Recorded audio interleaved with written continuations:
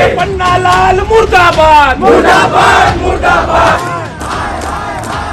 पन्नालाल मुर्दाबाद मुर्दाबाद मुर्दाबाद। व्यक्ति को समाज से जोड़ने की साधना।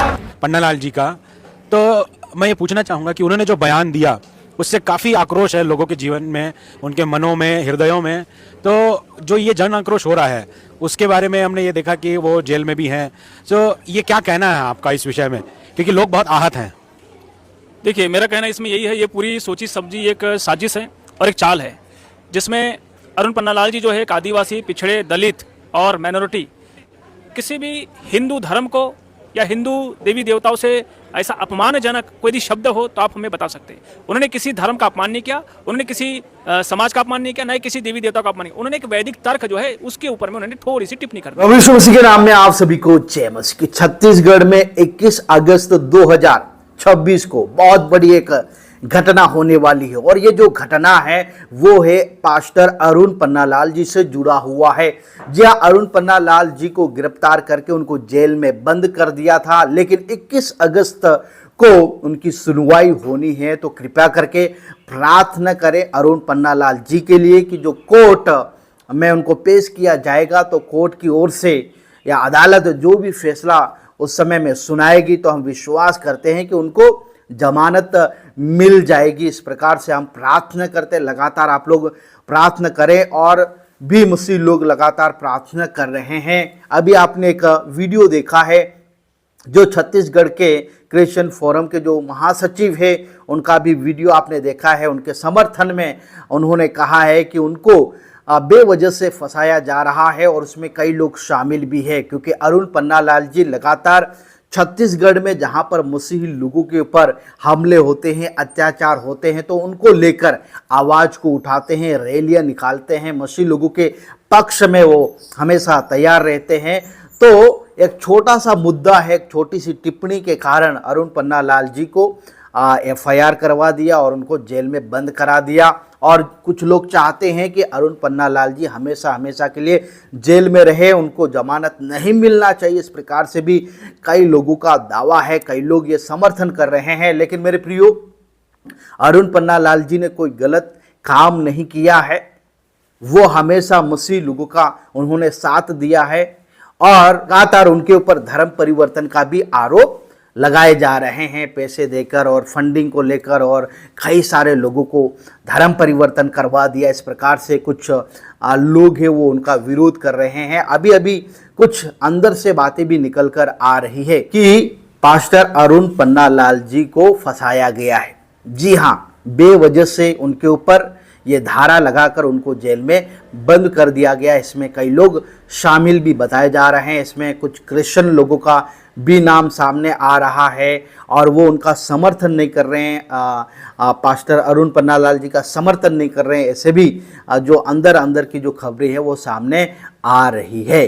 तो कल अरुण पन्नालाल जी को कोर्ट में पेश किया जाएगा, और अदालत वो उनके पक्ष में सुनवाई करे, यही हमारी प्रार्थना है, क्योंकि उन्होंने कोई बड़ा गुनाह तो किया नहीं है। आज बहुत सारे लोग हैं जो सोशल मीडिया पर भी प्रभु यीशु मसीह का मजाक उड़ाते हैं, बाइबल को जलाते हैं, और भी बहुत सारी आपने वीडियोस आपने देखा होगा प्रभु यीशु मसीह के नाम से और हालेलुया शब्द का भी खुलेआम छत्तीसगढ़ में मजाक उड़ाया जाता है। और भी बहुत सारे जो बाबा लोग हैं वो भी इस प्रकार की भाषा का इस्तेमाल करते, तो उनके ऊपर तो कोई कार्रवाई होता नहीं है। अभी यहाँ पर जो अरुण पन्नालाल जी की जो टिप्पणी था, मैं किसी धर्म के खिलाफ में नहीं हूँ। अगर किसी धर्म के खिलाफ में कोई भी अगर गलत टिप्पणी करता है, अगर उसका मजाक उड़ाता है, तो वो कानून के हिसाब से गलत है। किसी का भी अपमान नहीं करना चाहिए, किसी भी धर्म का अपमान करना नहीं चाहिए, क्योंकि हम भारत में रहते हैं और भारत सभी धर्मों का देश है, सभी मिलकर जुलकर रहना चाहिए। लेकिन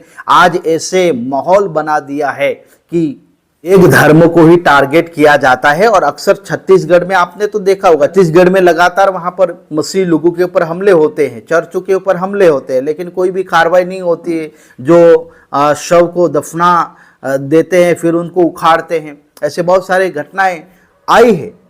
उनके खिलाफ में तो कोई आवाज नहीं उठाता है और कोई उसकी कार्रवाई नहीं करता है। लेकिन एक प्रभु का दास जो छत्तीसगढ़ में लगातार मसीह लोगों का साथ दे रहे हैं और हमेशा वो मीडिया में भी मसीह लोगों की बात को उठाते हैं। से प्रभु के दास को जेल में बंद करवा दिया है कुछ लोगों की साजिश से। जी हाँ, ये पुलिस के ऊपर दबाव बनाया गया है, कुछ लोगों का साजिश है, जिसके कारण से पास्टर के ऊपर 196, 299 और 352 2 के तहत मामला दर्ज कर लिया है। अदालत ने उनकी जमानत याचिका खारिज करके उन्हें न्यायिक हिरासत में भेज दिया था। जी हाँ, अर्जी भी लगाया था, लेकिन जो अदालत ने उनकी याचिका को खारिज कर दिया था। अभी जो अंतिम जो फैसला है वो 21 अगस्त को आने वाला है, इसलिए सभी मसीह भाई बहन आवाज को उठाना बहुत जरूरी है। महासचिव जिनका नाम अंकुश वारेकर है, उन्होंने बताया है कि छत्तीसगढ़ क्रिश्चियन फोरम के महासचिव अंकुश वारेकर अरुण पन्नालाल के समर्थन में उतरे हैं। उनकी गिरफ्तारी का विरोध भी उन्होंने किया है। फोरम से जुड़े समर्थकों ने उनकी तत्काल और बिना शर्त जमानत पर रिहाई की मांग भी की है तथा निष्पक्ष न्यायिक प्रक्रिया की बात कही है। अरुण पन्नालाल जी कौन है? अरुण पन्नालाल जी छत्तीसगढ़ क्रिश्चियन फोरम से जुड़े हुए प्रमुख क्रिश्चियन लीडर है। फोरम के अध्यक्ष के रूप में मसीह समुदाय से जुड़े कई मुद्दों को सार्वजनिक रूप से वो उठाते हैं।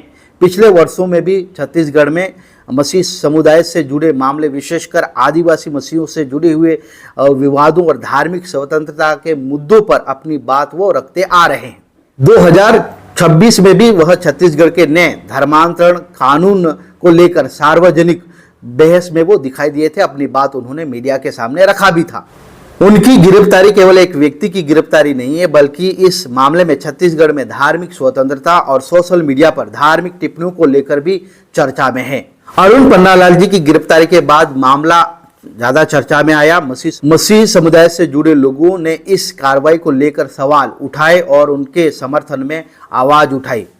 क्रिश्चियन फोरम का कहना है कि पूरे मामले को कानूनी प्रक्रिया के तहत देखा जाना चाहिए और किसी भी व्यक्ति के साथ अन्याय नहीं होना चाहिए। अंकुश वारेकर और फोरम से जुड़े लोगों का रुख यह है कि मामले में निष्पक्ष कानूनी प्रक्रिया होनी चाहिए और अरुण पन्नालाल जी को न्याय मिलना चाहिए। समर्थन में सामने आए लोगों ने उनकी रिहाई की मांग भी की है। भारत का जो संविधान है नागरिकों को अभिव्यक्ति की स्वतंत्रता देता है। कृपया करके पास्टर के लिए भी प्रार्थना करें। आप सभी को जय मसीह की प्रेज़ लो।